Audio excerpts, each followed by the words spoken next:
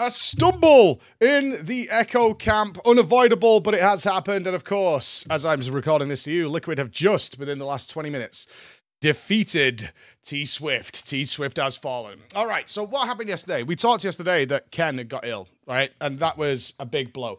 I'll be honest with you, well, I'm always honest with you on these things, but I didn't find out till like the afternoon, but the guys pretty much thought their day was fucked. And it was grim. It was kind of grim here in the morning. You could see that reflected in the gameplay a little bit. They were adapting to the situation. They knew they could get Sol in, and Sol, I have to say, what a champion. What an absolute champion that guy is, because I think he outdid everybody's expectations coming into a fight like that, playing a spec that is not idyllic for that fight and still performing well and making their best pulls ever by the end of the day. Like, absolutely extraordinary play from Sol, and that is a name that, although he's been in the roster for a long time, really, and he's been in the raid a few times, hasn't been at the forefront of people's minds when they talk about each roster. Like, you know, there will be players in Liquid who are the same, but not anymore. Not anymore. That was his moment to shine, and he grabbed it and took it with both hands, and massive shout-outs to him, and I hope I get to meet him one day. I've never met that guy. Had pretty decent progress today, considering Ken has not been here, so we had Sol sub in as a healer, and he has been playing very, very well, honestly. Yeah. Like, way over expectation, like, to even jump in onto probably one of the hardest balls of all time, and as a new role as a healer, especially in this fight. But either way, yeah, definitely Echo floundering the morning. And it's kind of grim, or it was kind of grim, because Echo was, in my opinion, in front.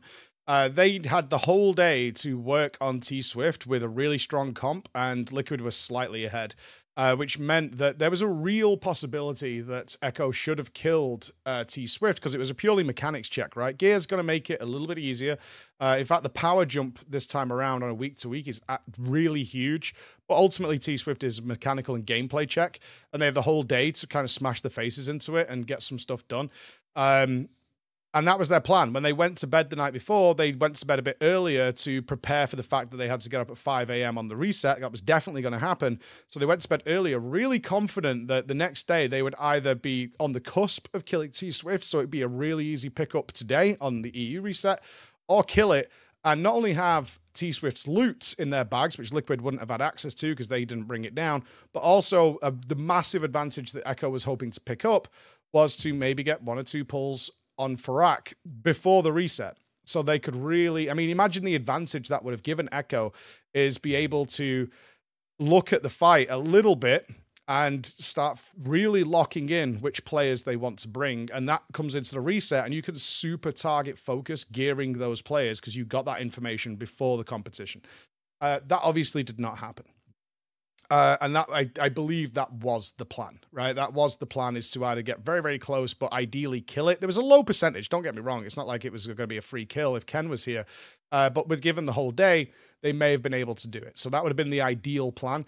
The plan changed, obviously, and Echo ended on equal footing with Liquid, which was not where they want to be at the end of the first reset. They want to be ahead, especially with only 1 boss remaining, essentially. We both know T-Swift is going to die pretty quickly, and it has died for Liquid. It's going to die for Echo today. But they wanted to be in front, not on equal footing, because they both finished the reset on equal footing. Okay, so a stumble for sure, but Ken is back today. Ken is feeling well enough that he's playing from his hotel room, so if he's ill, he can drop out straight away.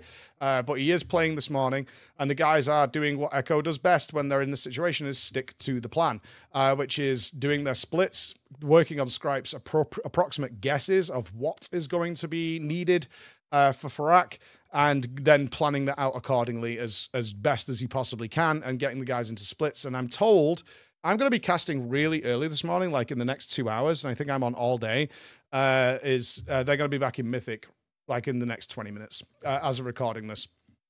So it's a weird time, because now we're in, and this is really hard. I try when I'm on cast to convey the strategies and stuff that are going on, because most people, especially your average viewer, looks at a boss percentage or whatever and draws conclusions just based on that very limited information. But right now there's a lot of strategy and a lot of mental going on, a lot of strategy and planning out what's going to happen in the future, how we can prepare for that to save time, because we are going to be to the last boss and we don't know how Farak's going to be.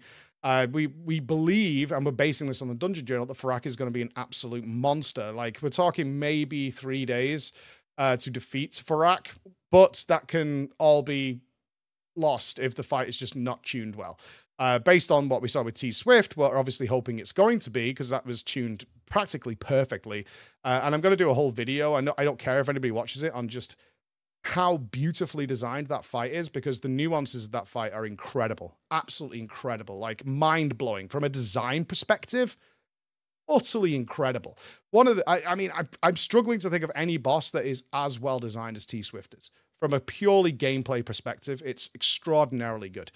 So I'm really, really happy we got... If anything comes out at the end of Farak, I'm really happy we got that. But as it stands right now, it's anybody's game. I would actually put both guilds right now on equal footing. And the saving grace Echo needs right now, what I'm hoping to happen today is Echo downs T-Swift by late lunch. Something like that. And I'll just say now, it's like 8:30 a.m. here in Sweden, and the guys have been playing for 3 hours. I saw them this morning. I was up at 4 a.m. I came down. I spoke to Roger, because there was a flurry of activity on our hotel floor, because everybody was getting up, the casters, the production team, the players. So I was awake, so I went down and just chatted with them for a minute or so at 4 a.m. And they're feeling good. They were keeping up with what was going on. Obviously, they've got to keep their morale up now, because they definitely, in my opinion, were going to pull ahead yesterday. And that didn't happen. And it's unavoidable. And the guys aren't mad at Ken. Nobody's mad at Ken or anything like that. Getting ill is getting ill. But in terms of obviously there's a different element of it, which is like the race perspective. They're like, we could have pulled ahead yesterday. We didn't. Now they need to mentally engage. They need to not piss about on reclears, which I hope they won't. They typically don't.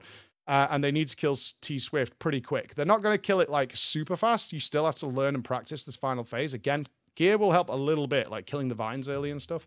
But it's all going to come down to positioning, personal gameplay, speed, reactiveness, adapting to a constantly evolving environment. That's going to need some practice. So if they can get that down by lunch or even before dinner, that's great. That means they can start looking at Farak a lot more than Liquid's capable. I'm sure Liquid's having a few pulls off stream and learning stuff so that the WeCora team, the add-ons team, all that kind of stuff, and Max can really start to nail down and drill in their comp if they haven't done already. They probably have something similar to Scripe, which is like, we're pretty sure what the comp's going to be. But after seeing the boss, it's like, okay, we didn't need this extra Death Knight, or this extra Priest, or this extra Rogue, or this extra BM Hunter, whatever it might be. And these are the important decisions that need to be made right now in order to secure that world first, because I think skill-wise, personally, from what I'm seeing, is they're both pretty equal. They're both pretty on par. And whatever the outcome of this race is still a coin flip in my eyes. And I really hope it doesn't come down to resets, which hopefully it's not going to. So yeah, tense. You can probably get the impression I'm a little tense because this race is incredible right now. And who's winning? I don't know. I really don't know. But by tomorrow, we'll probably have a good idea. Let's see how Echo plays today. And when I'm on the couch, I mean, I'll be going around and talking to the players and encouraging them as much as possible. It's something I really like to do, and the feedback is the boys really like it, is to have that fire, that like tangible support that's going on, because they obviously don't see the Twitch streams and stuff, just to know that, like, let's get it done. Because obviously I'm here. I want to see the win, obviously. All right, so I'll check in with you tomorrow. But yeah, tension. And if you're not watching this, you're crazy. This race is like absolute fire. One of the best. It has the potential to be one of the best races of all time. So we'll see. All right, see you tomorrow, guys.